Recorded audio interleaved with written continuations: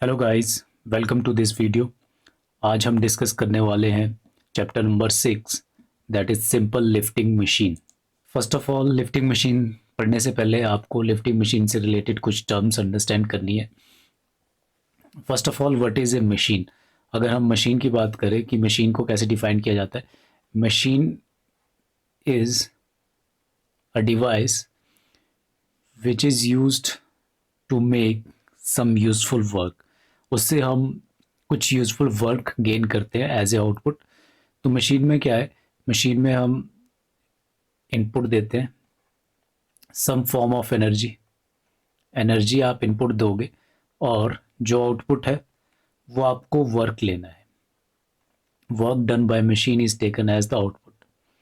Okay, तो अगर हम लिफ्टिंग मशीन की बात करें तो लिफ्टिंग मशीन में क्या होता है? लिफ्टिंग मशीन में आपको वेट लिफ्ट करना पड़ेगा। This is lifting machine. तो कोई वेट होगा, that's was this is W, this is the weight और लोड टू बी लिफ्टेड। तो लोड क्या हुआ? The weight which we have to lift from lifting machine. Okay, फिर आता है एफर्ट। एफर्ट क्या होगा? अब लिफ्ट करने के लिए जो इनपुट आपको देना पड़ेगा यहाँ पर, that is some effort.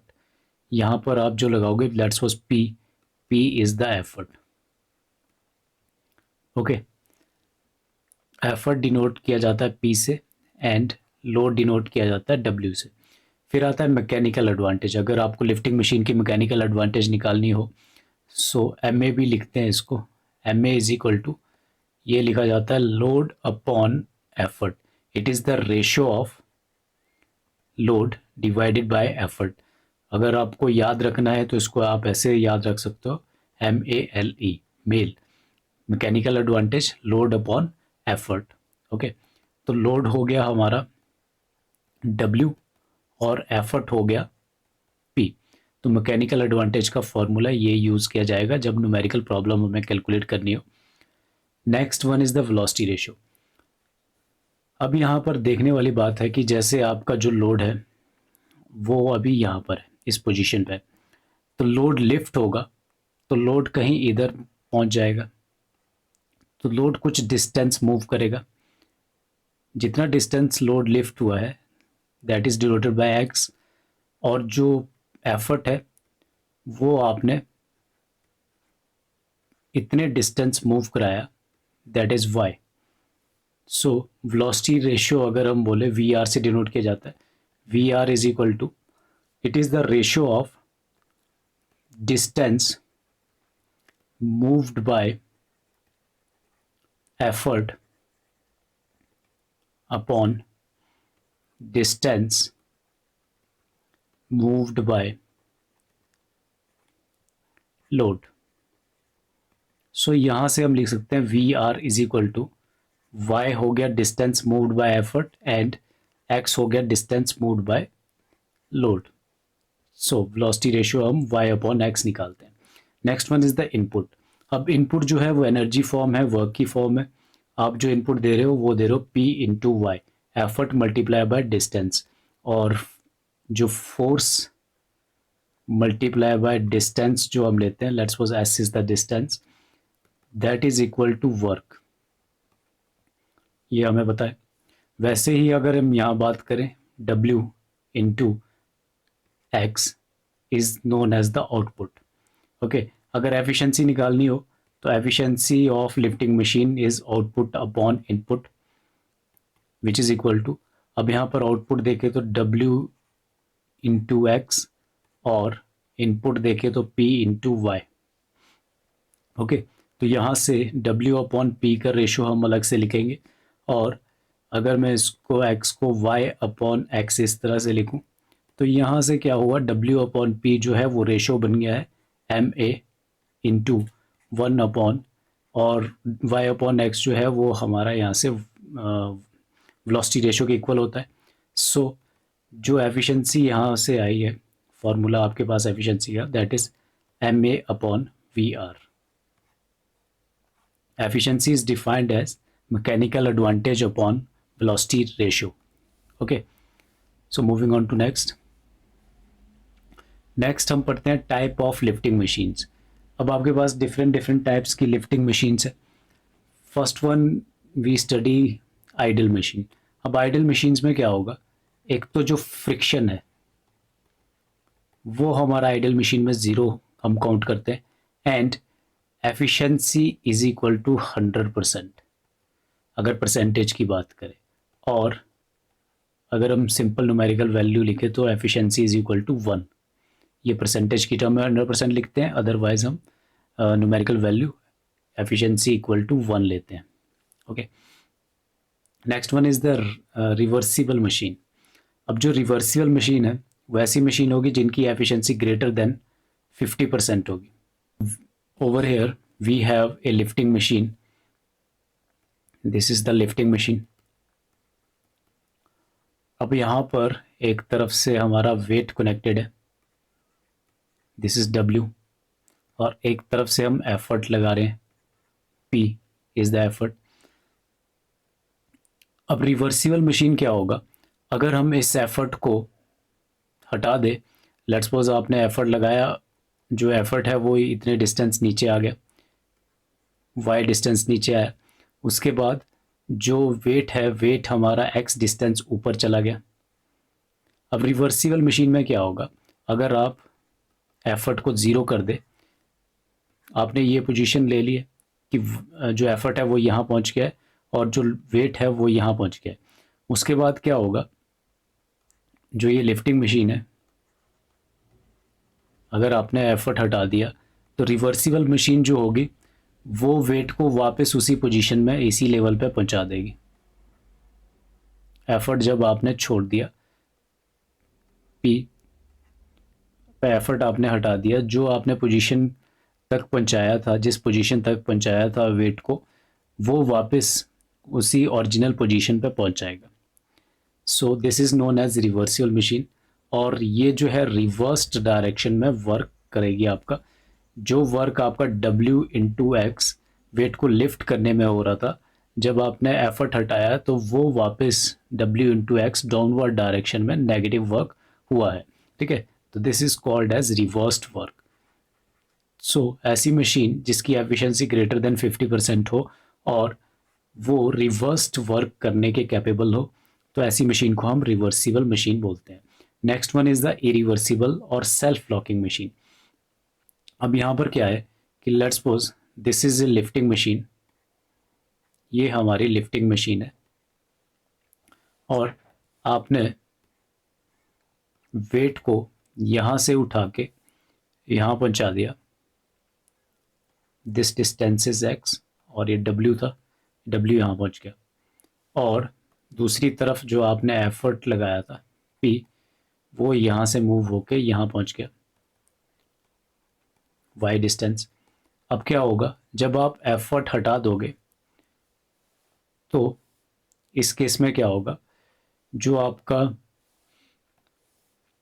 Wait था वो इस पोजीशन पे पहुंच चुका है फ्रॉम दिस पोजीशन, तो वेट हमारा इसी पोजीशन पर रहेगा जब हमारा एफर्ट यहाँ पर ज़ीरो है।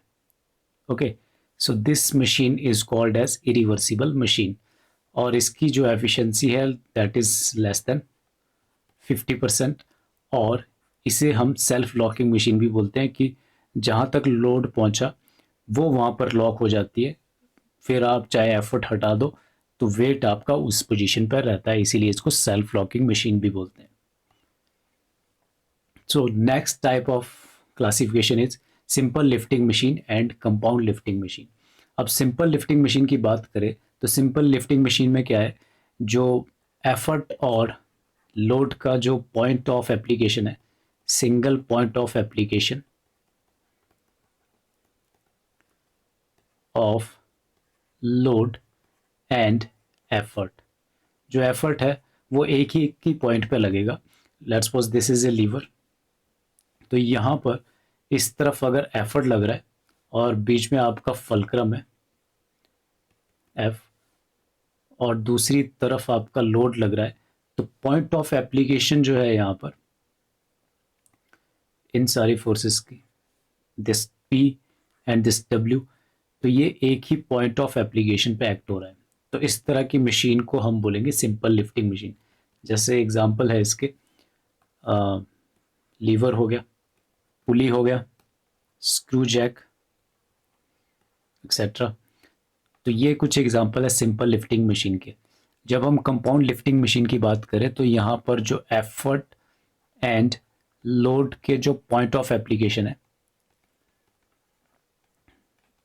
Point of application is more than one, एक से ज़्यादा पॉइंट ऑफ एप्लीकेशन हो तो इस तरह की मशीन को हम बोलते हैं compound lifting machine. For example जैसे हम लेथ मशीन की बात करें एंड मिलिंग मशीन, तो इस तरह की जो मशीन्स है, these type of machines are called compound lifting machine. Next is the law of machine. अब लॉ ऑफ मशीन में हम स्टडी करते हैं relationship between load and effort. Load और एफर्ट में क्या रिलेशन आ रहा है वो हम स्टडी करते हैं लॉ ऑफ मशीन में। सो आइडियल मशीन के लिए अलग इक्वेशन निकालेंगे और रियल मशीन के लिए अलग इक्वेशन निकालेंगे। तो यहाँ पर एक ग्राफ आपके पास दे रखा है। अगर हम इस डायरेक्शन में बात करें तो यहाँ पर हमारा एक्ट करेगा load, load is denoted by W, और इस तरफ को होगा हमारा एफर्ट दैट इज पी। हम आइडियल मशीन की बात करें तो इस तरह से जो पॉइंट्स है वो कुछ आसपास इस तरह से आएंगे।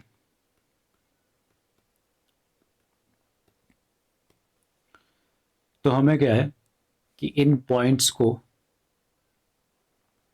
कैरी करते हुए हमें एक लाइन ड्रॉ करनी होती है। एक्सपेरिमेंट रिजल्ट्स हमारे जो आ रहे हैं तो वो ये आ रहे हैं। तो इस तरह की जो लाइन आ रही है this is for ideal machine, और यहाँ पर हमारा ओरिजिन है, यहाँ पर वेट और एफर्ट जो है वो दोनों ज़ीरो होंगे। तो ये जो है एक लीनियर रिलेशन आ रहा है पी एंड डब्ल्यू के बीच में। और अगर हम दूसरी मशीन की बात करें तो वहाँ पर जो पॉइंट्स हमारे पास आते हैं, लेट्स सपोज वो इस तरह से आ रहे हैं। ग्राफ हमारा जो बन रहा है एक्सपेरिमेंट रिजल्ट से हमारे पास जो वैल्यूज़ आ रही है वो ये वैल्यू आ रही है वेट और एफर्ट के लिए। तो फिर हम अगर लाइन इन पॉइंट के थ्रू ड्रॉ करने की कोशिश करें तो लाइन लेट्स सपोज इस तरह की आ रही है। तो ये जो लाइन हमारे पास आई है this is for real machine. अब ये जो पॉइंट है let's suppose this is C, जो इतना डिफरेंस यहाँ पर आ रहा है रियल मशीन के लिए, जो स्टार्टिंग है वो इस पॉइंट से हो रही है, तो यहाँ तक कोई कांस्टेंट है सी वैल्यू। तो इसके लिए हम लाइन इक्वेशन ऑफ लाइन अगर हम देखें, equation of line is M X plus C, तो उसी तरह से यहाँ पर भी रिलेशन आ रहा है लॉ ऑफ मशीन में। तो इस रिलेशन को हम मैथमेटिकली लिख सकते हैं P is equal to M W plus C, और m is known as slope of line, c is intercept constant, and m को हम coefficient of friction भी बोलते हैं।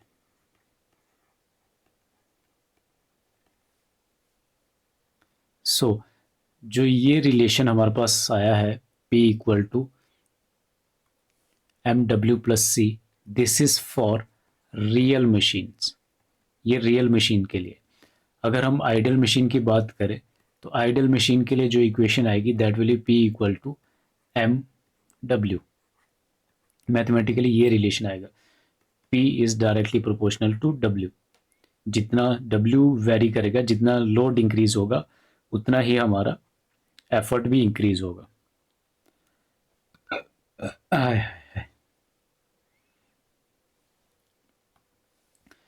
सो इस इक्वेशन को यूज़ करके हम मैथमेटिकल रिलेशन निकाल सकते हैं, मैकेनिकल एडवांटेज निकाल सकते हैं, एफिशिएंसी निकाल सकते हैं।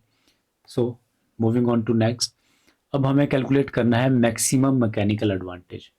अगर हम मैकेनिकल एडवांटेज की बात करें, mechanical advantage M A is given by W upon P। ये रेशो होता है वेट अपॉन एफर्ट का। और जो पी है, अगर हम लॉ ऑफ मशीन की बात करें तो वो रिलेशन हमारे पास आता है P equal to M W plus C. अब ये वैल्यू हम यहाँ पुट करें, M A is equal to W upon P की जगह हम लिख सकते हैं एम डब्ल्यू प्लस सी। और अगर हम यहाँ पर न्यूमरेटर और डिनोमिनेटर को डब्ल्यू से डिवाइड कर दे तो ऊपर वन आ जाएगा, नीचे आ जाएगा M, W W cancel and C upon W आ जाएगा। ओके, सो हम बात कर रहे हैं कि मैक्सिमम मैकेनिकल एडवांटेज। अब मैक्सिमम मैकेनिकल एडवांटेज तब आएगी जब हमारा यहाँ पर M plus C upon W ये हमारा मिनिमम हो जाए। फिर ये जो न्यूमरेटर अपॉन डिनोमिनेटर, ये डिनोमिनेटर वैल्यू अगर हमारी मिनिमम आ जाए तो हमारी ये पूरी टर्म मैक्सिमम बनेगी। ओके, सो मिनिमम आने के लिए अब यहाँ पर जो हम देखें, जो हमारे पास m है, c है, ये हमारे पास कांस्टेंट्स है। तो w जो है वो वेरिंग है। तो w पे बात डिपेंड करती है कि अगर w का क्या इफेक्ट रहता है इस टर्म को मिनिमम करने का, इसको स्मॉल करने का। अगर w इंक्रीज होता है, w गेट्स इंक्रीज, तो जो ये टर्म है m plus C upon W, ये टर्म हमारी मिनिमम हो जाती है अगर w मैक्सिमम हो जाता है। तो W अगर मैक्सिमम हो गया, W बहुत हाई हो गया, W is very high, weight को हमने बहुत ज़्यादा बढ़ा दिया, तो उससे क्या इफ़ेक्ट होगा, W इज़ वेरी हाई, उससे जो इफ़ेक्ट होगा C अपॉन जो W है दैट गेट्स नेग्लिजिबल। ये जो टर्म है ये हमारी नेग्लिजिबल हो जाएगी। अब ये अगर नेग्लिजिबल हो गया तो हमारे पास जो मैकेनिकल एडवांटेज रह जाती है that is one upon M, ये टर्म हमारी ज़ीरो हो जाएगी। सो मैकेनिकल एडवांटेज जो है मैक्सिमम वैल्यू वो हमारी ये आ रही है, this is the maximum mechanical advantage. Okay, अगर इसको ग्राफ पे देखें, let's try to draw a graph. अभी यहाँ पर इस तरफ को जो है हमारा वो W वेरी कर रहा है और इस तरफ को मैकेनिकल एडवांटेज वेरी कर रही है। ओके, तो यहाँ पर अगर हम कर्व ड्रॉ करना चाहे, जो रिलेशन आने वाला है मैकेनिकल एडवांटेज और W के बीच में इस इक्वेशन के according, so that will be like this. अब यहाँ पर जो मैक्सिमम वैल्यू आ रही है मैकेनिकल एडवांटेज की वो इस पॉइंट पे आ रही है। तो इस पॉइंट से अगर हम लाइन ड्रॉ करें on mechanical advantage, we get the maximum value of mechanical advantage over here. तो ये वैल्यू जो है maximum value, this is one upon M, this is the maximum mechanical advantage. So next, अब हमें निकालना है मैक्सिमम एफिशिएंसी। अब एफिशिएंसी की अगर बात करें, efficiency is equal to mechanical advantage upon velocity ratio. और यहाँ पर जो मैकेनिकल एडवांटेज है that is W upon P into VR। And P की बात करें तो P हम लॉ ऑफ मशीन की जो इक्वेशन है वहाँ से लिख सकते हैं MW प्लस C। तो यहाँ पर W अपॉन P की जगह हम ये वैल्यू पुट कर देंगे MW plus C into VR। अब फिर से यहाँ पर हम W से डिवाइड कर देंगे न्यूमरेटर एंड डिनोमिनेटर दोनों को, ऊपर वन आ जाएगा, नीचे M plus C upon W आ जाएगा। Okay, into VR। अब यहाँ पर क्या है, सेम वही कंडीशन आ रही है कि जो आपका न्यूमरेटर है वो मिनिमम होना चाहिए, तभी आपका जो ये वैल्यू है मैक्सिमम होगी। तो यहाँ पर जो C है, M है एंड वेलोसिटी रेशियो है वो कांस्टेंट है, वो वेरी नहीं कर पाएंगे। तो W को हम वेरी करा सकते हैं, W is very high, so this C upon W जो टर्म है वो नेग्लिजिबल होती है, अकॉर्ड ज़ीरो हो जाएगी, नेग्लिजिबल होगी। तो यहाँ से अगर ये टर्म ज़ीरो हो जाती है तो एफिशिएंसी जो है वो मैक्सिमम एफिशिएंसी आती है, that is one upon M into VR। This is the equation of maximum efficiency. अब फिर से यहाँ पर अगर हम इसको ग्राफ की टर्म में देखें,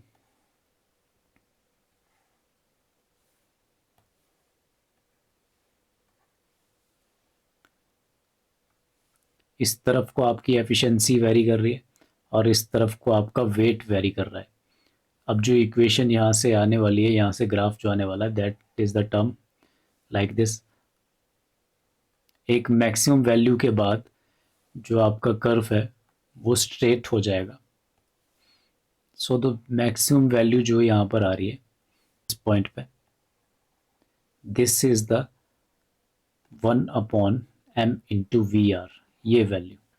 next is the effect of friction. अब हर एक मशीन पे जो हम रियल मशीन की बात कर रहे हैं, रियल मशीन, तो वहाँ पर हम फ्रिक्शन का इफेक्ट काउंट कर रहे हैं। अब फ्रिक्शन का जो इफेक्ट है किसी भी लिफ्टिंग मशीन पे, वो हमारा दो साइड में हो सकता है, on load side and on effort side. एक लोड साइड हो सकता है, एक एफर्ट साइड हो सकता है। अब जो लॉसेस है, लॉसेस ड्यू टू फ्रिक्शन, वो हमारे रियल मशीन में काउंट होते हैं। अब लॉसेस जो है वो या तो लोड वाली साइड होंगे या एफर्ट वाली साइड होंगे। अगर लोड वाली साइड फ्रिक्शन ना होता तो हम एक्स्ट्रा लोड उठा सकते थे। तो यहाँ क्या है, लोड कैपेसिटी जो है वो कम हो रही है, और एफर्ट वाली साइड अगर हम बात करें तो एफर्ट हमें ज़्यादा लगाना पड़ रहा है, एक्स्ट्रा एफर्ट जो है वो लगाना पड़ रहा है to carry a load, extra effort required due to friction.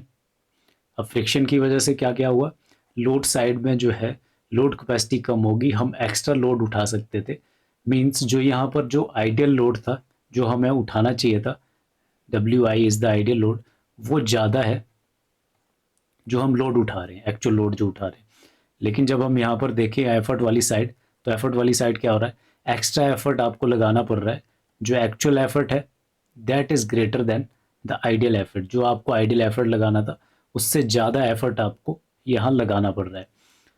सो यहाँ पर जो लॉसेस है फ्रिक्शन की वजह से, जो लॉसेस है वो हम मैथमेटिकली कैलकुलेट करने की कोशिश करेंगे। फर्स्ट ऑफ ऑल मैं यहाँ पर जो टर्म ली है वो डिफाइन कर देता हूँ। WI is the ideal load and W is the actual load। वैसे ही PI is the ideal effort and P is actual effort applied। Okay okay. अगर हम बात करें कि friction, loss of friction, loss of friction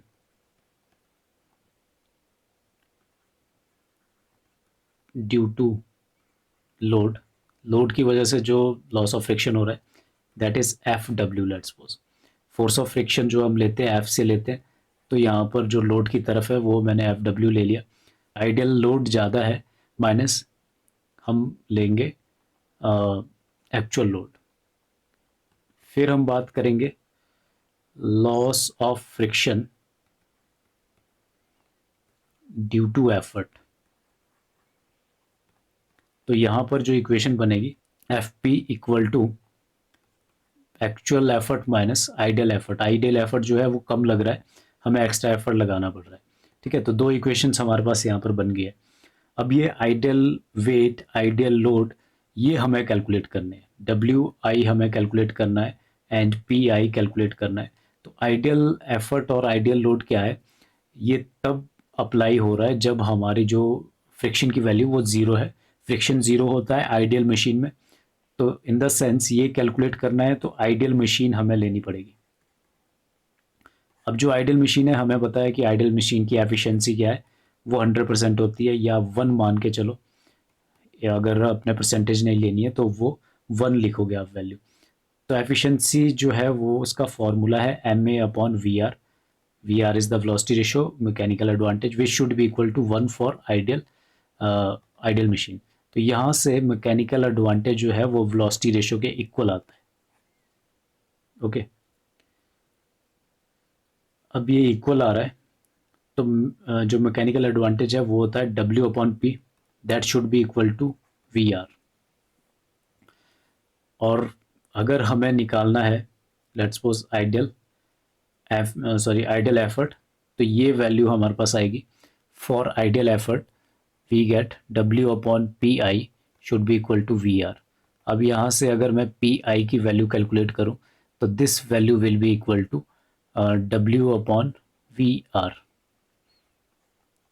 तो ideal effort हमने निकाल दिया।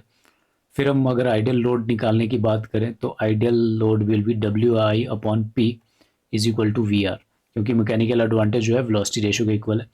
अब मैंने यहाँ पर डब्ल्यू आई की वैल्यू कैलकुलेट कर दी है, that is P into V R.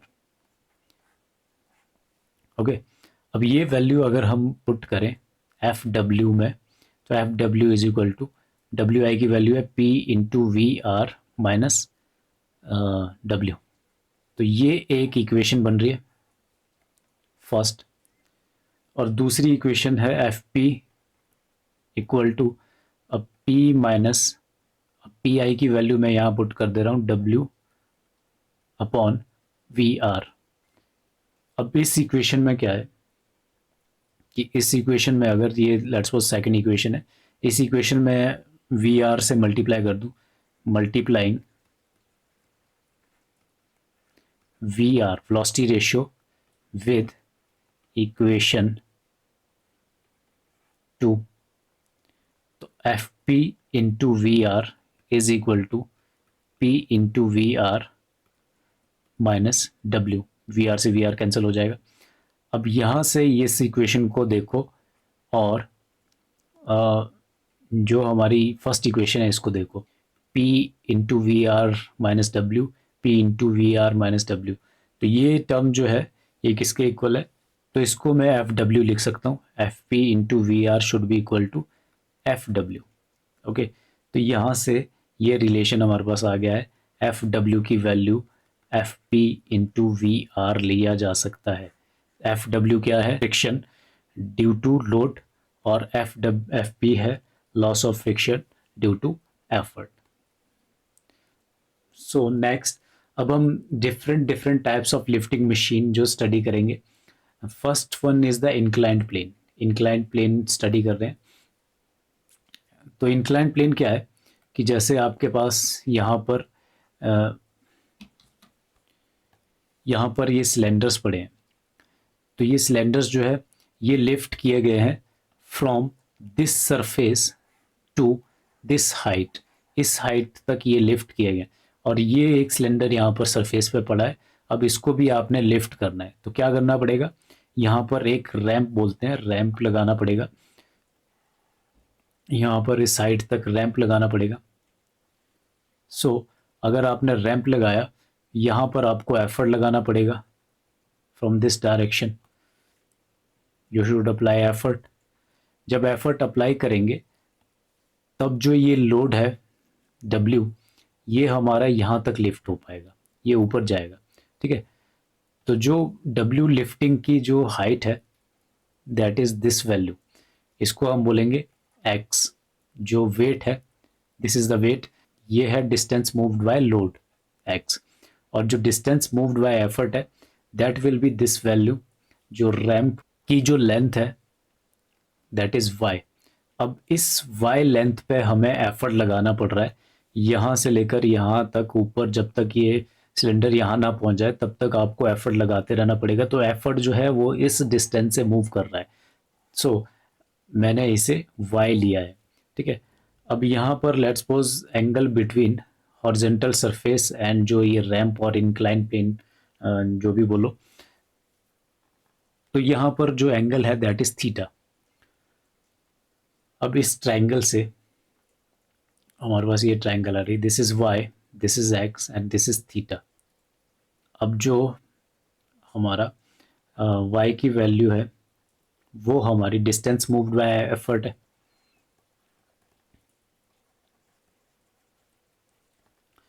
और जो एक्स है that is distance moved by load. X जो है हम निकाल सकते हैं वाई की टर्म में, Y sine theta can be set that equal to x. ओके, क्योंकि ये y है और इसका कंपोनेंट हॉरिजेंटल की तरफ y cos थीटा होगा और ये x की तरफ y sin थीटा होगा. तो यहाँ से अगर वेलोसिटी रेशियो निकालनी हो that is equal to y upon X, तो ये वैल्यू y रहेगा, x की जगह हम पुट कर सकते हैं y sin थीटा. सो यहाँ से velocity ratio is equal to 1 upon sin theta की वैल्यू के इक्वल आ रहा है. ठीक है, और अगर मैकेनिकल एडवांटेज निकालनी हो that will be the load upon effort, W upon P simple आएगा. और एफिशिएंसी निकालनी हो तो MA अपॉन VR की वैल्यू जो है वो हमारी एफिशिएंसी आएगी. ओके, अब यहाँ पर क्या है कि जैसे हम ये एंगल की बात करें, एंगल थीटा, यहाँ आप देख रहे हो फर्स्ट केस, तो यहाँ पर जो थीटा है, थीटा इज स्मॉल. यहाँ पर जो स्लोप है रैम्प की, इंक्लाइन प्लेन की, स्लोप इज जेंटल.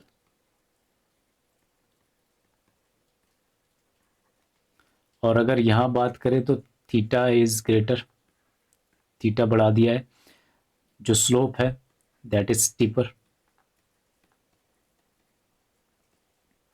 अब अगर आपकी जो स्लोप है वो जेंटल है तो आपको जो एफर्ट है यहाँ पर, एफर्ट वो हमें कम लगाना पड़ेगा. Effort required is less. लेकिन आपको जो डिस्टेंस कवर करना है रैम्प पे वो थोड़ा ज़्यादा डिस्टेंस कवर करना पड़ेगा. अगर आपका जो एफर्ट है वो कम हो जाता है तो उससे क्या है, मैकेनिकल एडवांटेज बढ़ जाती है. तो इस केस में क्या होगा, मैकेनिकल एडवांटेज ज़्यादा रहेगी. और अगर यहाँ बात करें इस केस में, यहाँ पर थीटा आपने इंक्रीज कर दिया, स्लोप आपने स्टीपर कर दी, तो यहाँ पर जो एफर्ट है वो आपको ज़्यादा लगाना पड़ेगा, भले ही डिस्टेंस आपको यहाँ पर कम कवर करना पड़े, to move something from here to here. ठीक है, तो अगर आपका जो एफर्ट है वो इंक्रीज हो जा रहा है तो यहाँ से मैकेनिकल एडवांटेज जो है इस केस में वो कम हो जाती है इंक्लाइन प्लेन की. Okay, so moving on to next machine. Next is the simple wheel and axle. अब व्हील एंड एक्सल में यहाँ पर जो ये है, ये वाला portion, this is called wheel and this is called axle. अब इसमें क्या है कि व्हील पे हम एफर्ट लगाते हैं और एक्सल में हम लोड हैंग करते हैं. तो यहाँ बात करें एक्सल में जो है रोप के थ्रू, रोप बोलो, स्ट्रिंग बोलो या थ्रेड बोलो, जो भी बोलना है, तो उसके थ्रू हम यहाँ पर एफर्ट लगाएंगे. here we will apply some effort that is P. और दूसरी तरफ अगर हम एक्सल की बात करें, यहाँ पर भी रोप, आप रोप यूज़ करेंगे और रोप से हैंग किया रहेगा W वेट. ओके, ये सिंपल लिफ्टिंग मशीन है. अब यहाँ से जैसे जैसे आप लोड, सॉरी एफर्ट लगाओगे, एफर्ट मूव करेंगे, वैसे वैसे लोड जो है ऊपर उठता जाएगा. अब यहाँ पर जो मैथमेटिकल हम टर्म्स देखेंगे that is, this is the dia of wheel and small d is dia of axle. तो अगर हम बात करें कि 1 रेवोल्यूशन अगर व्हील का होता है, 1 revolution of wheel distance moved by effort, एक व्हील के एक रेवोल्यूशन में जो है एफर्ट कितना डिस्टेंस मूव करता है दैट इज इक्वल टू, अब यहाँ पर ये सर्कल आपको यहाँ दिखाई दे रहा है, इस सर्कल के चारों तरफ जो है ये रोप्स अटैच की गई है, जैसे यहाँ पर आप देख रहे हो दीज रोप्स.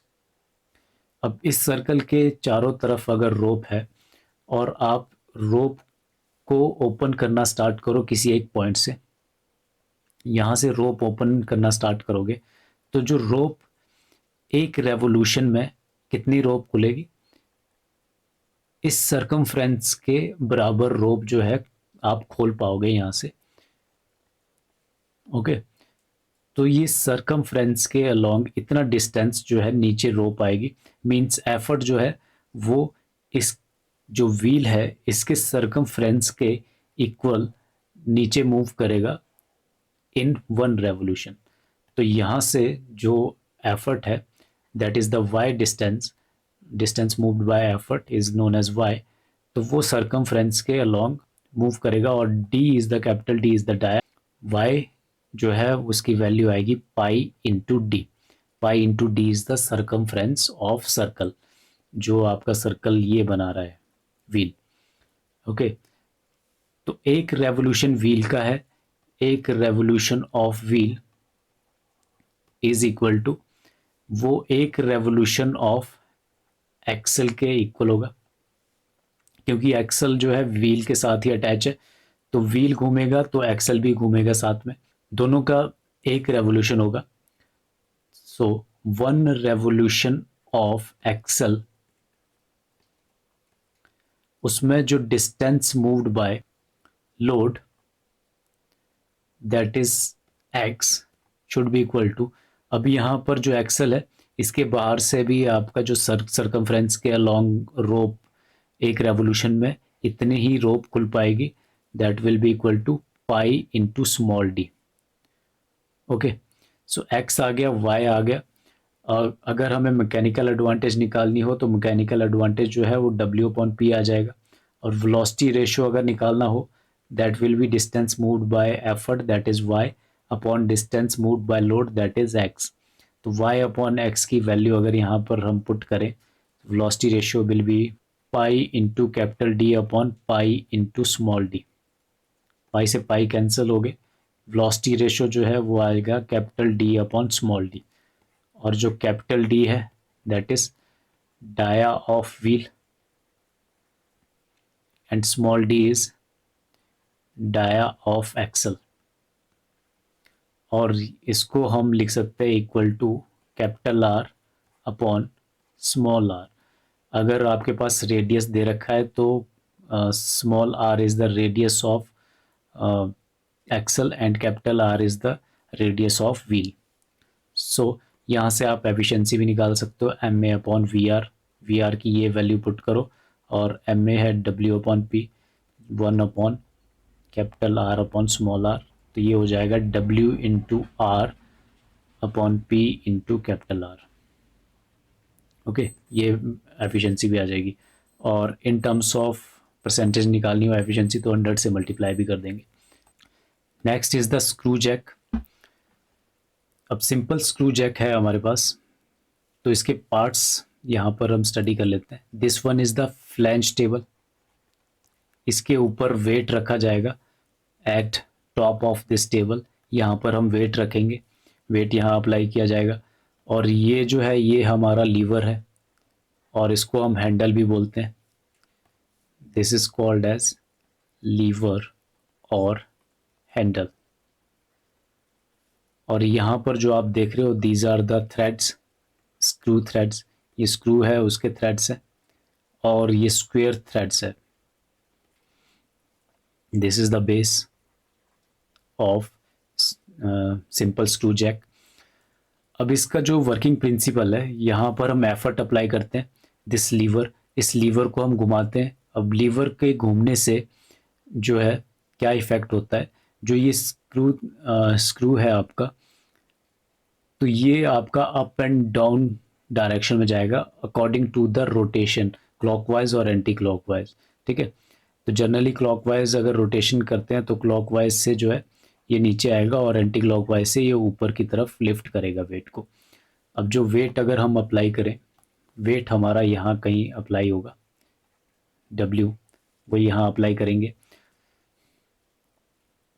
अब जो हैंडल या लीवर है उसकी जो लेंथ है दैट इज कैपिटल एल। इसका टॉप व्यू बनाए तो क्या होगा, यहाँ पर ये हमारा हैंडल है तो ये रोटेट करेगा इन सर्कुलर डायरेक्शन। एफर्ट आप यहाँ अप्लाई करोगे, ये टॉप व्यू है तो एफर्ट आप यहाँ अप्लाई करोगे, यहाँ आप एफर्ट अप्लाई करोगे तो इसको मूव कराओगे जिस भी डायरेक्शन में मूव कराना है। तो मूव करने के बाद क्या होगा, अगर आपने पर्टिकुलर एक डायरेक्शन में मूव कराया तो उससे क्या है, जो यहाँ पर जो ये थ्रेड्स है ये ऊपर की तरफ मूव करेंगे, दिस इज कॉल्ड लीड। अब एक रेवोल्यूशन में कितने थ्रेड ऊपर मूव करते हैं ये हमारा इंपॉर्टेंट रहेगा। अब सबसे पहले हम बात कर लेते हैं distance moved by effort. Distance moved by effort, that is y।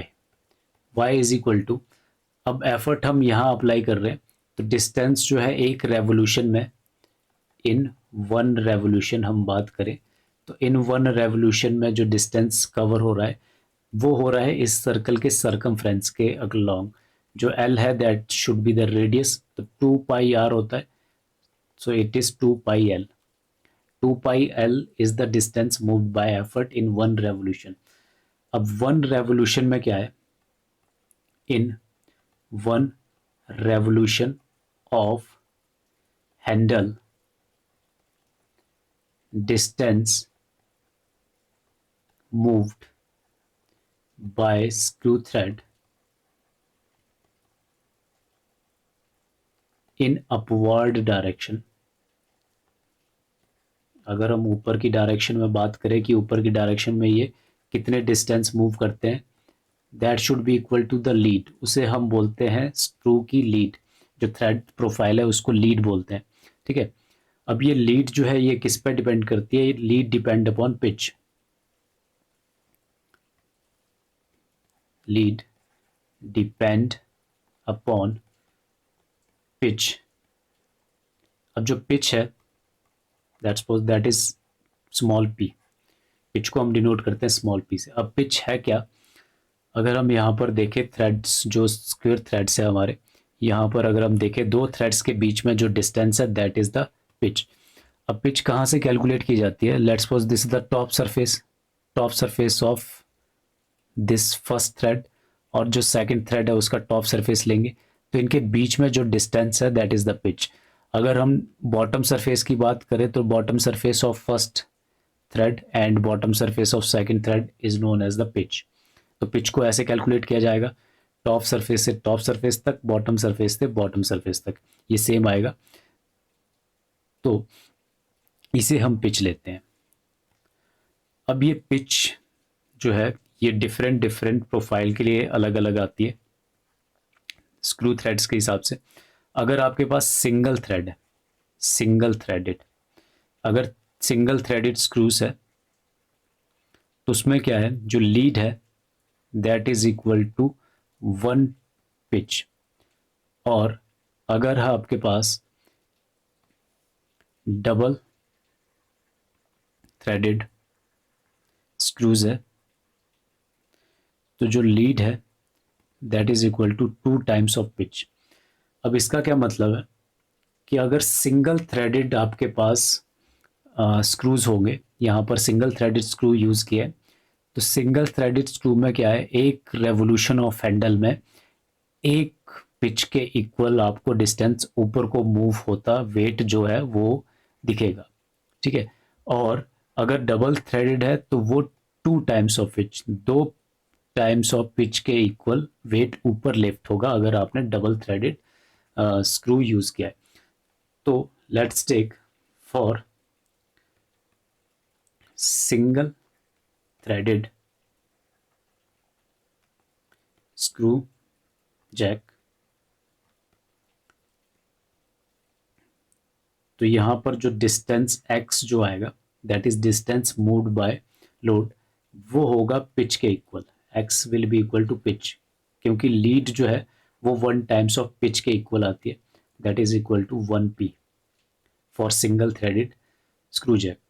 तो यहाँ से y आ चुका है हमारे पास, x आ चुका है, तो वेलोसिटी रेशियो अगर निकालना हो that will be y upon X which is equal to 2 pi L upon p, this is velocity ratio, okay. और अगर हमें मैकेनिकल एडवांटेज निकालनी हो तो W upon P is the mechanical advantage. Efficiency निकालनी हो तो efficiency is equal to MA upon V R की वैल्यू हम ये पुट करेंगे, that is MA into this will be P upon 2 pi L, और एम ए की value हम लिख सकते हैं W upon P, capital P, और स्मॉल पी जो है वो पिच है 2 pi L. This is the efficiency.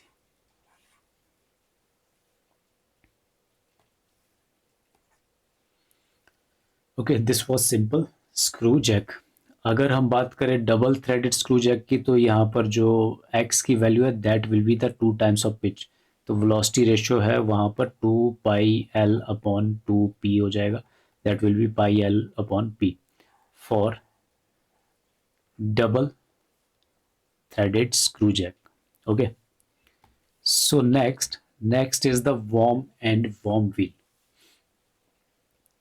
अब यहाँ पर पार्ट्स की बात करें तो दिस इज द व्हील, और ये जो एक्सल है, दिस एक्सल, इस एक्सल पे जो यहाँ पर आपको स्क्रू थ्रेड्स दिखाई दे रहे हैं, square threads, these are called as worm. जो आपको गियर दिखाई दे रहा है, this is called as worm wheel. This red colour circle is load drum.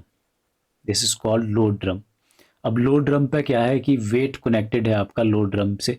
Load drum जो है वो एक एक्सल पे है, और एक्सल कनेक्टेड है आपकी वॉर्म व्हील से. अब जो वॉर्म व्हील जितने रेवोल्यूशन करेगा उतने ही रेवोल्यूशन लोड ड्रम करेगा, और उसी के साथ आपका जो वेट है वो लिफ्ट होगा, और एक्स डायरेक्शन जो है ऊपर को लिफ्ट होगा. और जो हमारा व्हील है, व्हील पे हम अप्लाई करते हैं यहाँ पर एफर्ट. यहाँ पर हम एफर्ट अप्लाई करते हैं पी, और ये जितना डिस्टेंस नीचे मूव करेगा दैट इज वाई. अब हम निकालते हैं distance moved by effort, that is Y. Y जो है इन वन रेवोल्यूशन, ये व्हील है, व्हील के ऊपर आपकी रस्सी लगी है, और ये रस्सी एक रेवोल्यूशन में सरकमफ्रेंस के बराबर नीचे मूव करेगी. In one revolution Y is equal to 2 pi, let's suppose जो इसका रेडियस है that is capital R, 2 pi R. Okay, और जो यहाँ पर हम बात कर रहे हैं लोड ड्रम का जो रेडियस है यहाँ से यहाँ, that is small R. Small R is the radius of load drum. Okay, and capital R is the radius of wheel. एक रेवोल्यूशन में जो एफर्ट हमारा 2 पाई आर मूव कर रहा है, कैपिटल आर. अब हमें निकालना है कि जो लोड ड्रम है वो कितना मूव करेगा. अगर हम यहाँ पर बात करें, यहाँ पर जो ये आपका वॉर्म एंड वॉर्म व्हील है, ये आपस में मैश में है, ये मैश में है. ओके, मैशिंग कर रहे हैं. मैशिंग मीन्स एक दूसरे के साथ टच में है. एक आपका ड्राइवर है और दूसरा आपका ड्रिवन है. ठीक है, तो यहाँ पर जो वॉर्म है वो ड्राइवर है, वो ड्राइव कर रहा है, जो आपका वॉर्म व्हील है उसको ड्राइव कर रहा है, उसको पावर दे रहा है. तो वन रेवोल्यूशन ऑफ व्हील में क्या हो रहा है, अगर आपके पास सिंगल थ्रेडेड स्क्रू यहाँ पर यूज़ किया है, अगर आपके पास सिंगल थ्रेडेड स्क्रू यूज़ किया है, जैसे हमने सिंपल स्क्रू जैक में देखा, सिंगल थ्रेडेड स्क्रू यूज़ किया है, तो वो एक थ्रेड जो है मूव करेगा, एक थ्रेड मूव होगा इन वन रेवोल्यूशन. वॉर्म का जो है एक थ्रेड इस तरफ को मूव करेगा. अब एक थ्रेड अगर मूव किया, उसकी वजह से क्या है, यहाँ पर जो गियर है, वॉर्म व्हील के गियर, वो उसके साथ टच में आएंगे. अब ये देखना है कि एक थ्रेड मूव करने से जो आपका गियर है उसके कितने टीथ मूव हुए. Let's suppose capital T is the number of teeth of worm wheel. अब हमें रेवोल्यूशन निकालना है.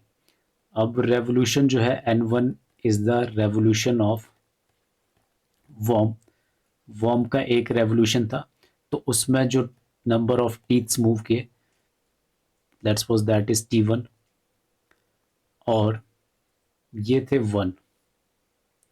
N2 is the revolution of number of revolution of worm wheel. अब जो वॉर्म व्हील है उसके रेवोल्यूशन है N2. अब इसमें जो नंबर ऑफ टीथ्स है T2, these are capital T जो हमने यहाँ पर लिखा।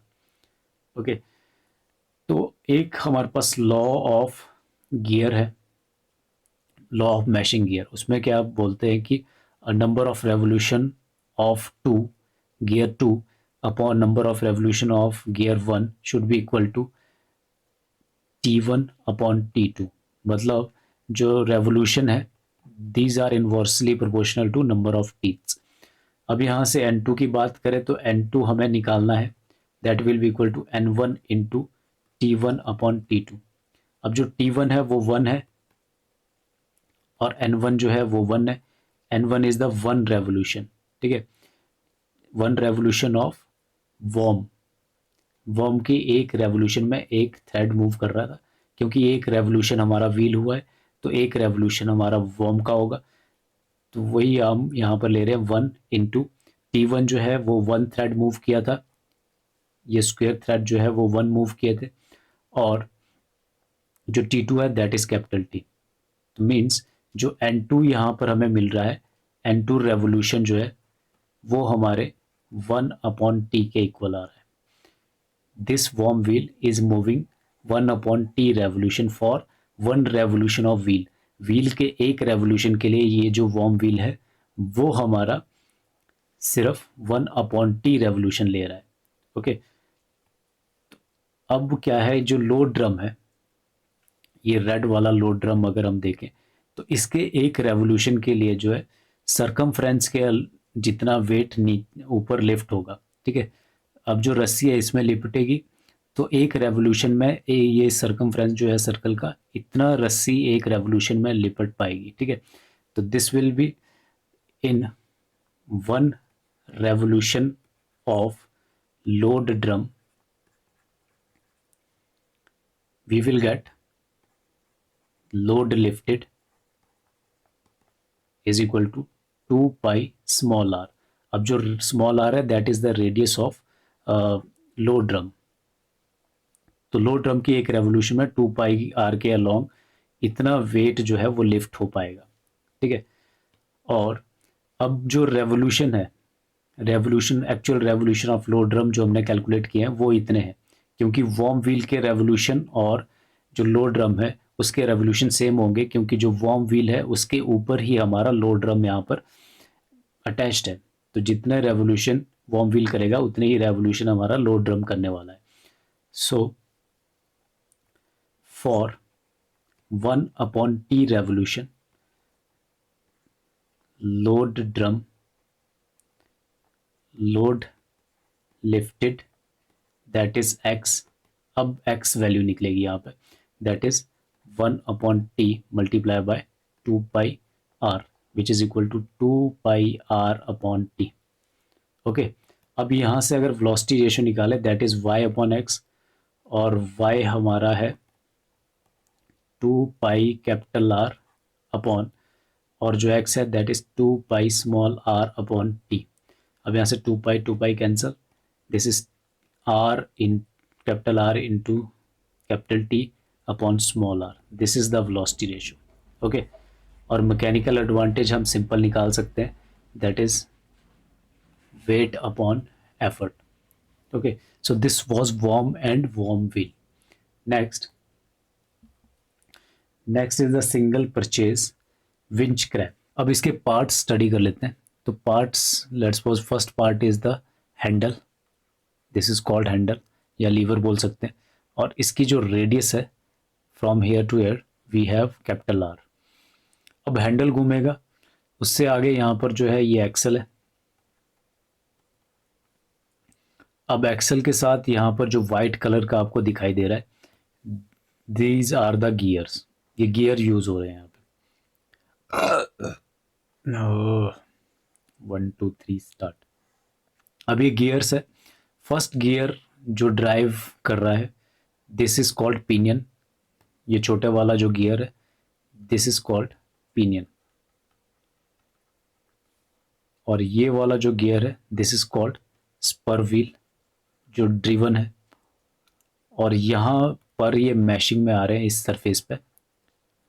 मैशिंग मीन्स आपस में कांटेक्ट में आ रहे हैं, एक गियर दूसरे को ड्राइव कर रहा है, और नंबर ऑफ जो टीथ्स है वो डिफरेंट होंगे.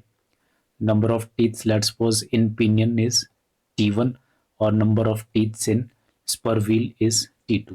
तो T1 is number of teeth in pinion and T2 number of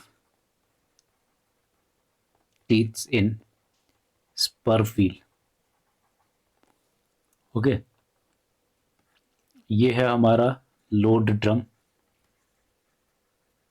और इसकी जो रेडियस है that is given as small R. Capital R is radius of handle, small r is radius of load drum. अब इसकी working अगर देखें, यहाँ से हम एफर्ट लगा रहे हैं हैंडल में जैसे एफर्ट लगाया उसकी वजह से क्या होगा, उसकी वजह से आपका जो एक्सेल है वो घूमना स्टार्ट करेगा, और एक्सेल घूमा तो उससे आपका जो पिनियन कनेक्टेड है वो घूमना स्टार्ट करेगा. पिनियन घूमना स्टार्ट करेगा तो ये मैश में है स्पर व्हील से, स्पर व्हील घूमना स्टार्ट करेगा, और उससे कनेक्टेड है जो लोड ड्रम, ये वाली एक्सेल.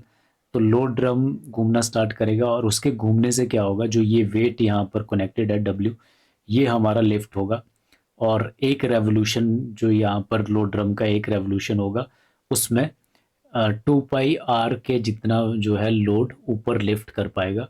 ये रस्सी जो लिपटेगी वो 2πr एक रेवोल्यूशन में सरकमफ्रेंस के बराबर लिपटेगी, और उतना ही वेट आपका ऊपर को लिफ्ट होगा. लेकिन हमें क्या है कि यहाँ पर जितने रेवोल्यूशन इसके हुआ होगा, एक रेवोल्यूशन में ये जितना मूव किया, वो देखना है कि जो ये स्पर व्हील है वो कितने रेवोल्यूशन लेता है for one revolution of this handle. अब डिस्टेंस मूव्ड बाय एफर्ट अगर हम बात करें, that is y, distance moved by effort, that will be equal to 2π capital R in one revolution. अब ये वन रेवोल्यूशन किसके है, हैंडल के वन रेवोल्यूशन. अब जो हैंडल है वो सर्कुलर शेप में ऐसे घूमेगा, सर्कल में घूमेगा हैंडल. तो सर्कल में घूम रहा है यहाँ से यहाँ, यहाँ से यहाँ, तो वो जो डिस्टेंस कवर कर रहा है दैट इज 2π कैपिटल R. तो वो डिस्टेंस हम एफर्ट का यहाँ पर ले रहे हैं, डिस्टेंस मूव बाय एफर्ट. अब एक रेवोल्यूशन अगर हैंडल कर रहा है तो ये एक्सेल भी एक रेवोल्यूशन कर रहा है, तो means number of revolution of pinion is N1 and number of revolution of spur wheel is N2. N1 is one revolution, क्योंकि हैंडल का एक रेवोल्यूशन है तो पिनियन का भी एक रेवोल्यूशन होगा. अब निकालना है N2 कि जो स्पर व्हील है, ये वाला स्पर व्हील, ये कितने रेवोल्यूशन कर पा रहा है in one revolution. So this will be equal to, because we know that number of revolution is inversely proportional to number of teeths in mashing of gears. तो N2 upon N1 अगर निकाला जाए that will be equal to T1 upon T2.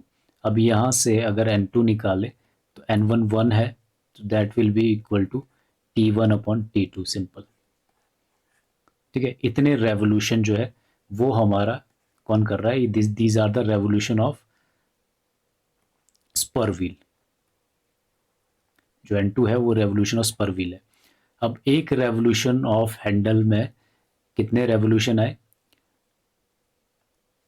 T upon T2, sir T1 upon T2. तो ये T1 upon T2 revolution ले रहा है. तो अब निकालना है कि जो लोड ड्रम है वो भी सेम इतने ही रेवोल्यूशन लेगा.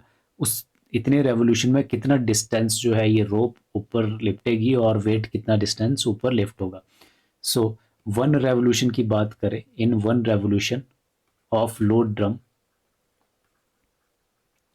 लोड लिफ्टेड, लोड जो लिफ्ट होगा वो सरकमफ्रेंस के इक्वल लिफ्ट होगा, 2π स्मॉल r के इक्वल लिफ्ट होगा. लेकिन जो नंबर ऑफ रेवोल्यूशन हमने निकाले these are N2. In N2 revolution of load drum, load lifted कितना होगा, that is N2 into 2π small r. और N2 की वैल्यू अगर यहाँ पर हम पुट कर दे तो हम निकाल सकते हैं x is equal to T1/T2 multiply by 2πr। तो ये x की वैल्यू यहाँ से कैलकुलेट हो चुकी है। सो वेलोसिटी रेशियो अगर निकालना हो तो दैट विल बी y/x। तो यहाँ पुट करो values. Velocity ratio is equal to y की वैल्यू है 2πR अपॉन x की वैल्यू है T1/T2 मल्टीप्लाई बाय 2πr। 2π से 2π कैंसिल, और वेलोसिटी रेशियो जो यहाँ पर कैलकुलेट करके आया that will B r/r into T2/T1। This is the relation of velocity ratio. और अगर मैकेनिकल एडवांटेज निकालना हो तो W/P सिंपल आएगा, और एफिशिएंसी निकालना हो तो MA/VR कैलकुलेट करना पड़ेगा। सो moving on next is double purchase winch crave. अब सिंगल परचेज और डबल परचेज में क्या डिफरेंस है, यहाँ पर अगर हम देखें इस इमेज में बाकी सब कुछ सेम है। यहाँ पर पिनियन है, यहाँ पर स्पर व्हील है, फिर यहाँ पर एक और जो है मैशिंग गियर्स आ गए हैं, 2 मैशिंग पेयर्स बन रहे हैं। तो 2 मैशिंग पेयर की वजह से ही इसका नाम डबल परचेज विंच क्रैब पड़ा है। और ये मशीन हम सिंगल परचेज विंच क्रैब से ज़्यादा हैवी लोड लिफ्ट करने के लिए यूज़ कर सकते हैं। Heavy loads can be lifted. Okay, तो यहाँ पर अगर हम बात करें पार्ट्स की तो पार्ट वही है, these are handle, this is axle, ये वाली हमारी इंटरमीडिएट एक्सल होगी या मिडल एक्सल बोलो इसको।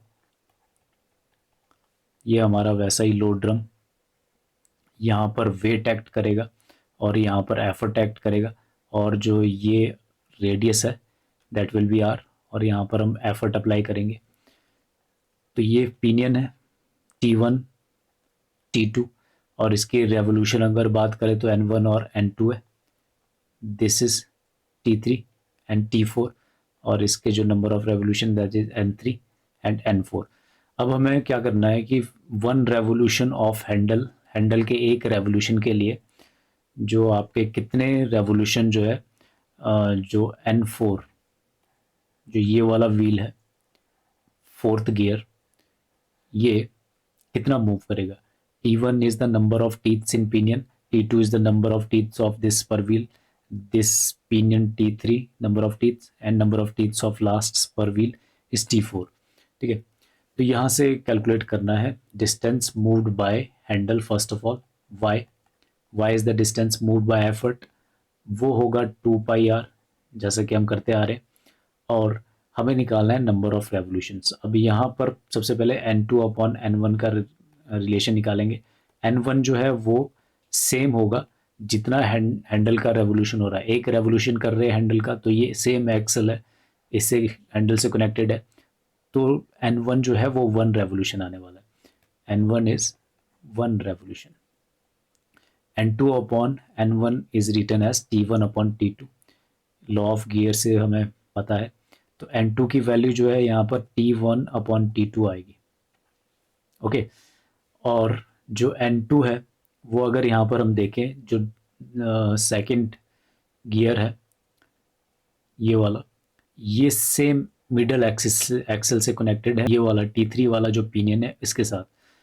अब यहाँ पर जो रेवोल्यूशन है वो सेम होंगे इस एक्सल के रेवोल्यूशन, मींस जो रेवोल्यूशन N2 के सेम रेवोल्यूशन हमारे N3 के होने वाले हैं। N2 is equal to N3, T1/T2 को N2 इक्वल टू N3 लिखा जा सकता है। अगर हम N4/N3 की बात करें तो दिस विल बी T3/T4, और N4 अगर निकालना हो, क्योंकि हमें N4 चाहिए, अगर N4 निकल गया तो मीन्स ये लोड ड्रम वाली जो एक्सल है इसके रेवोल्यूशन हमें पता चल जाएंगे, और जितने रेवोल्यूशन आए होंगे फिर हम देखेंगे कि ये कितना वेट लिफ्ट कर पाएगा उस रेवोल्यूशन के लिए। So N4 is equal to N3 into T3/T4। अब N3 की वैल्यू यहाँ पर पुट करो, N4 is equal to T3 की जगह मैं लिख सकता हूँ T1/T2 मल्टीप्लाई बाय T3/T4। अब इतने रेवोल्यूशन जो है ये लोड ड्रम कर रहा है, रेवोल्यूशन ऑफ लोड ड्रम। अगर हम बात करें इन एक revolution of load drum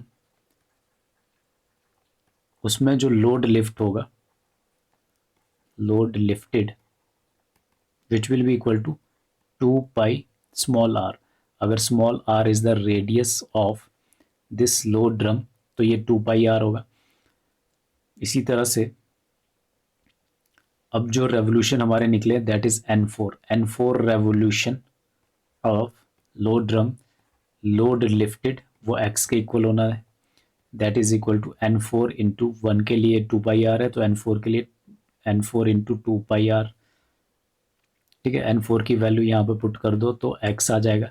x is equal to N4 की वैल्यू है T1 upon T2 multiply by T3 upon T4 into 2 pi small R. ये x की वैल्यू आ गई। अब यहाँ से वेलोसिटी रेशियो निकालो, velocity ratio equal to y upon X. y की वैल्यू है 2 pi capital R upon this is T1 upon T2 multiply by T3 upon T4 multiply by 2 pi small r। अब 2 पाई से 2 पाई कैंसिल, ये आ गया r upon small r multiply by this will be equal to T2 upon T1 multiply by T4 upon T3। ये आया velocity ratio this term.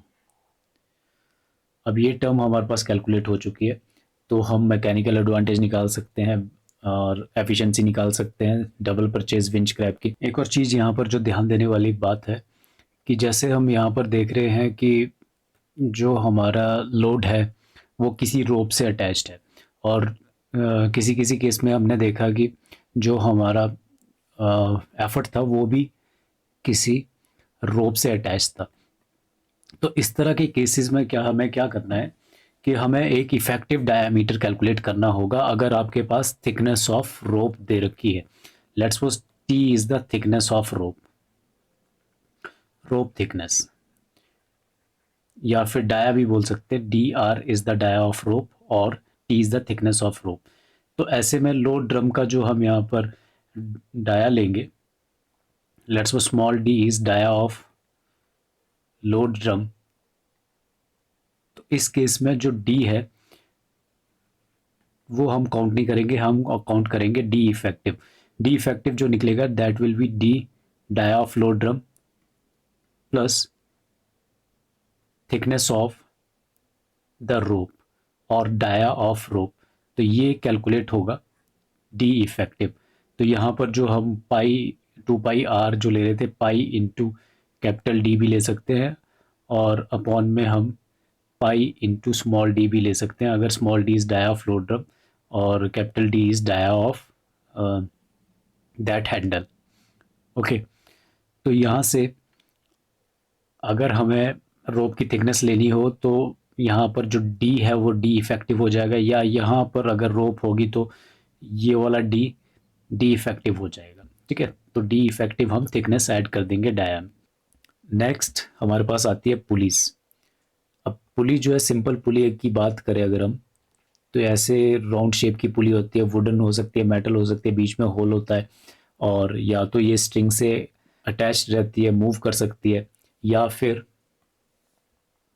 ये fixed रहती है, यहाँ से फिक्स्ड किया जा सकता है, या फिर स्ट्रिंग ऐसे बाईपास होती है। स्ट्रिंग के लिए साइड में ग्रूव्स बने होते हैं।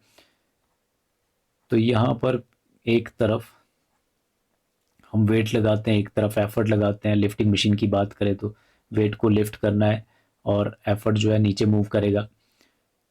तो ये सिंपल केस में यहाँ पर P इक्वल टू डब्ल्यू है, क्योंकि एक ही स्ट्रिंग है तो P is equal to W लिख सकते हैं। यहाँ पर सेम टेंशन यहाँ पर होने वाली है, एक स्ट्रिंग में सेम टेंशन होती है।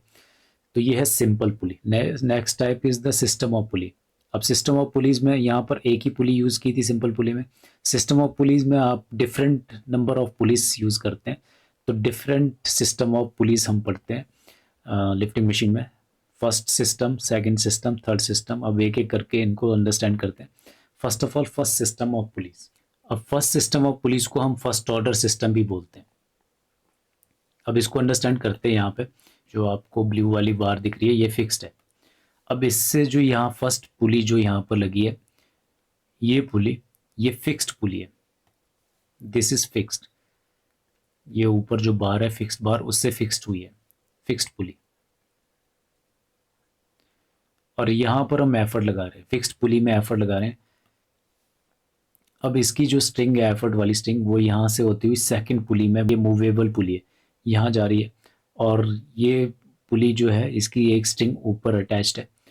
वैसा ही यहाँ पर जो मिडल है इसका वो सेकंड पुली से कनेक्टेड है, और ये स्ट्रिंग यहाँ से होती हुई यहाँ ऊपर फिक्स्ड हिंज्ड में अटैच्ड है। नेक्स्ट जो पुली है वो इसके सेंटर से कनेक्टेड है, और वो रोप सीधा यहाँ से होती हुई ऊपर फिक्स्ड हुई है, और जो लास्ट पुली है वहाँ पर हमारा वेट कनेक्टेड है, this is W. Wait lift करना है, एफर्ट मूव करेगा डाउनवर्ड डायरेक्शन में यहाँ पर, और वेट जो है वो ऊपर लिफ्ट होगा। तो जो ये पुली है, this is fixed pulley, this is moving pulley 1, moving pulley 2 and moving pulley 3। Moving pulley का मतलब है कि ये पुलिस जो है ये मूव कर सकती है ऊपर, जैसे स्ट्रिंग यहाँ से नीचे जाएगी तो ये पुली थोड़ा सा लिफ्ट करेगी ऊपर, फिर ये पुली थोड़ा सा लिफ्ट होगी, फिर ये पुली लिफ्ट होगी, और उस इन पुलिस के लिफ्ट होने की वजह से वेट भी ऊपर लिफ्ट होगा। ठीक है, तो ये इसकी वर्किंग है। अब अगर हम फ्री बॉडी डायग्राम बनाए तो एक एक की फ्री बॉडी डायग्राम हम बना सकते हैं। अब पुलीस में क्या है कि जैसे आपका वेट यहाँ पर कनेक्ट हो रहा है, ये वेट दो तरफ की स्ट्रिंग में ये डिवाइड हो जा रहा है, जो टेंशन है यहाँ पर ये डिवाइड हो जाएगा W/2 में, ये W/2 में। अब सेम कंडीशन यहाँ पर बन रही है, ये W/2 है, तो इस तरफ में जो डिवाइड होने वाला है that is W/4, this will B W/4 sorry. अब ये W/4 जो है इस वाली पुली में दोनों तरफ डिवाइड हो जाएगा, तो ये टेंशन जो है ये W/8 हो जाएगी, ये W/8 हो जाएगी। ओके, और ये जो है ये इक्वल है W/8, क्योंकि सेम स्ट्रिंग में एक जैसी ही टेंशन होती है, तो ये वाली जो स्ट्रिंग है ये सेम है, तो इसमें W/8 ही है यहाँ तक, और ये वाली जो स्ट्रिंग है वो सेम है, तो इसमें W/4 ही है, और ये वाली जो स्ट्रिंग है वो सेम है, तो इसमें W/2 ही है। ठीक है, अब यहाँ पर हम जो देख रहे हैं सिस्टम, तो P हमारे पास यहाँ पर जो आया दैट इज W/8। ओके, अब यहाँ पर अगर मैकेनिकल एडवांटेज निकालनी हो दैट इज W/P। अब P की वैल्यू जो है वो यहाँ पर पुट कर देते हैं W/8, W से W कैंसिल हुआ तो ये 8 के इक्वल आ गया, मैकेनिकल एडवांटेज इक्वल टू 8। अब यहाँ क्या है, हम फ्रिक्शन नहीं ले रहे हैं, फ्रिक्शनलेस पुलिस, फ्रिक्शनलेस पुलिस। अब फ्रिक्शन ज़ीरो है, F इज़ ज़ीरो, तो फ्रिक्शन ज़ीरो होने की वजह से हम इसको मान सकते हैं आइडियल मशीन। अब आइडियल मशीन है जिसमें फ्रिक्शन नहीं होता, तो उसकी एफिशिएंसी 100% होती है, मींस उसकी एफिशिएंसी 1 होती है। एफिशिएंसी 1 होने का मतलब है efficiency is mechanical advantage upon velocity ratio. अगर ये 1 है तो मैकेनिकल एडवांटेज जो है वो इक्वल टू वेलोसिटी रेशो आ जाती है। तो यहाँ से वेलोसिटी रेशो जो है वो मैकेनिकल एडवांटेज के इक्वल लिख सकते हैं, मींस उसको लिख सकते हैं 8। अगर इसको यहाँ पर थोड़ा सा एनालाइज करें, जो 8 आ रहा है, मूविंग पुली कितनी है 1 2 3। अब फर्स्ट ऑर्डर सिस्टम में क्या है, एक फिक्स्ड पुली होगी, बाकी नंबर ऑफ मूविंग पुलीज हो सकती है। ठीक है, N number of moving pulleys हो सकती है।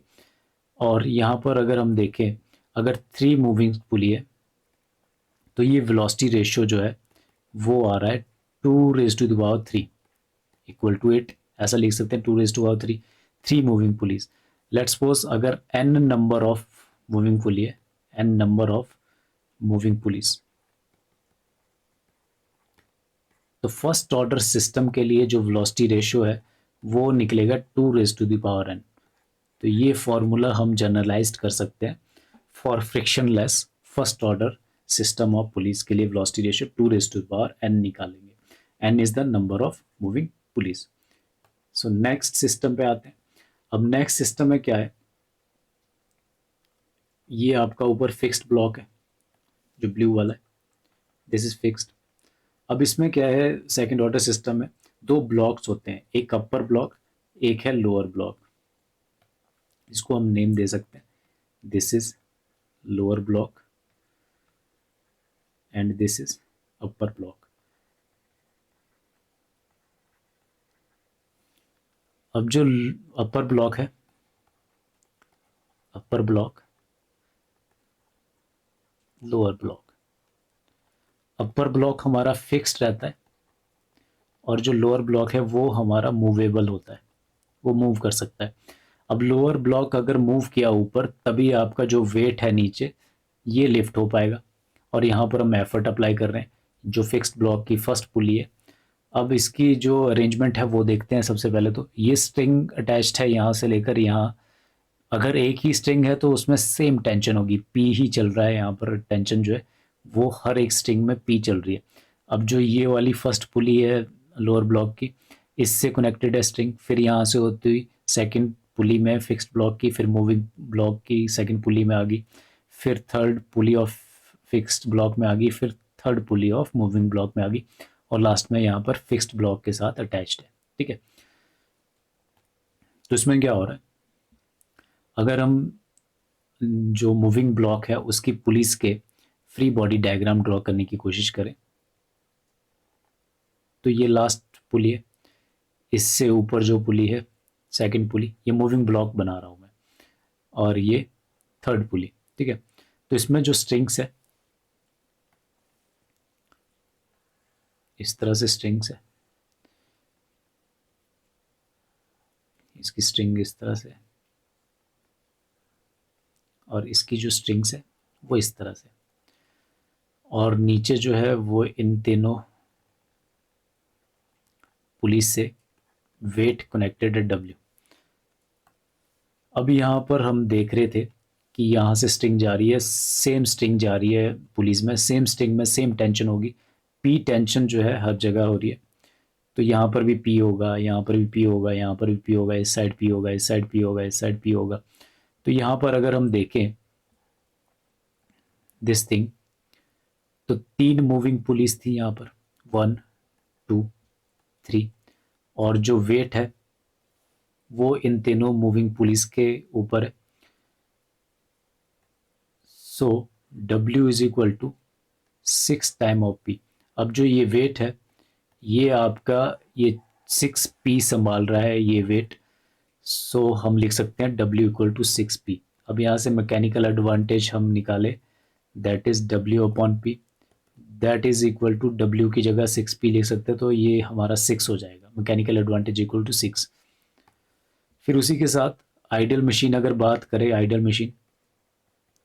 मशीन जैसे कि हमने लास्ट फर्स्ट ऑर्डर में देखा, तो M A equal to V R लिख सकते हैं, वेलोसिटी रेशियो के इक्वल होगा, और वेलोसिटी रेशियो जो है यहाँ से हम लिख सकते हैं equal to M A, that is 6, तो वेलोसिटी रेशियो 6 आ गया। अब 6 आ गया तो जनरलाइज्ड कंडीशन अगर हम यहाँ पर देखें, तो जनरलाइज्ड कंडीशन में क्या होगा, जो नंबर ऑफ पुलिस है 1 2 3 4 5 6, 6 नंबर ऑफ पुलिस थी और 6 हमारा वेलोसिटी रेशियो निकला है, तो इसका मतलब velocity ratio is equal to N, और यहाँ पर एन क्या है, N is number of pulleys. अब जितनी भी पुलिस यहाँ पर यूज करेंगे उसके इक्वल हमारा वेलोसिटी रेशियो आएगा in case of second order system of pulleys. अब यहाँ पर एक और चीज़ यहाँ पर ध्यान देने वाली बात है कि यहाँ पर जो अपर ब्लॉक है उसमें 3 पुलिस थी और लोअर ब्लॉक में 3 पुलिस थी, तो जनरलाइज्ड कंडीशन में क्या होता है, अपर ब्लॉक में सेम उतनी ही पुलिस होगी जितनी लोअर ब्लॉक में होती है, लेकिन इन स्पेशल केसेस अपर ब्लॉक में एक पुली एक्स्ट्रा हो सकती है, कैन हैव 1 एक्स्ट्रा पुली। मतलब अगर अपर ब्लॉक में 3 पुलिस हो और लोअर ब्लॉक में 2 पुलिस हो, तो यहाँ से वेलोसिटी रेशियो जो निकलेगा that will be equal to 5, क्योंकि नंबर ऑफ पुलिस जो है 3 + 2 दीज आर 5। ठीक है, तो ये हमारा सेकंड ऑर्डर सिस्टम है। नेक्स्ट मूव करते हैं थर्ड ऑर्डर सिस्टम। अब थर्ड ऑर्डर सिस्टम में क्या है, जो वेट है वो लास्ट में यहाँ पर कनेक्टेड है, एफर्ट यहाँ से अप्लाई कर रहे हैं, this is pulley number 1, this is pulley number 2, this is pulley number 3। ठीक है, और ये जो है लास्ट पुली हम यहाँ पर फिक्स कर देते हैं। तो अगर हम चेक करना हो कि फर्स्ट ऑर्डर सिस्टम कैसा है, सेकंड ऑर्डर कैसा है, तो वो हमने देखा। अब थर्ड ऑर्डर सिस्टम का पहचान करने के लिए क्या है कि जितनी भी पुलिस होगी, number of police have, all number of police have string attached to load। अब जो लोड वाली जो ये बार है, इसके साथ जितनी पुलिस है उनकी स्ट्रिंग जो है, एक स्ट्रिंग जो है वो अटैच्ड, ज़रूर यहाँ पर अटैच्ड है लोड के साथ, ठीक है। तो ऐसे आइडेंटिफाई कर सकते हैं हम third order system of pulley को। सेकंड ऑर्डर में ब्लॉक था और फर्स्ट ऑर्डर में क्या था, जितनी मूविंग पुली है उतनी जो स्ट्रिंग है वो फिक्स्ड है, उतने नंबर ऑफ स्ट्रिंग्स फिक्स थी, ठीक है। अब यहाँ पर अगर टेंशन की बात करें तो ये वाली स्ट्रिंग यहाँ पर अटैच हो रही है, तो ये एक ही स्ट्रिंग है, इसमें पी टेंशन लग रही है तो उसमें भी पी टेंशन लगेगा दूसरी तरफ, तो this tension will be P. और यहाँ पर जो है वो टेंशन हमारी डबल हो जाएगी, दैट विल बी 2p। और इस पूरी स्ट्रिंग में 2p टेंशन लगेगी, तो यहाँ पर जो टेंशन हो जाएगी दैट विल बी 4p। और यहाँ पर पूरे में 4p लगेगा। तो मीन्स जो वेट से कनेक्टेड स्ट्रिंग्स है यहाँ पर जो टेंशन लग रही है p, 2p, 4p। एंड यहाँ से हम वेट लें तो weight is equal to p plus 2p plus 4p, that is equal to weight जो है हमारा 7 टाइम्स ऑफ p आ गया है। अब मैकेनिकल एडवांटेज निकालें, that will be equal to w upon p। w की वैल्यू जो है दैट इज 7p, तो p से p कैंसिल, तो मैकेनिकल एडवांटेज जो है वो 7 के इक्वल आ रही है। और अगर हम आइडियल मशीन की बात करें तो आइडियल मशीन में फ्रिक्शन लेस पुलिस हम यूज़ कर रहे हैं, तो वहाँ पर वेलोसिटी रेशो की इक्वल आएगी मैकेनिकल एडवांटेज। तो वेलोसिटी रेशो जो है वो 7 आ रही है यहाँ पे। अब यहाँ पर नंबर ऑफ जो पुलिस है वो 3 है, 1 2 3, 3 पुलिस है। If n is the number of police, तो यहाँ से हम बोल सकते हैं कि 2⁻³ माइनस 1, ये वैल्यू यहाँ से वेलोसिटी रेशो की आ रही है। तो वेलोसिटी रेशो का जो फॉर्मूला यहाँ पर जनरलाइज्ड हम कर सकते हैं, that is 2⁻n minus 1। This is the formula for velocity ratio of third system of pulleys. So thank you for watching this video.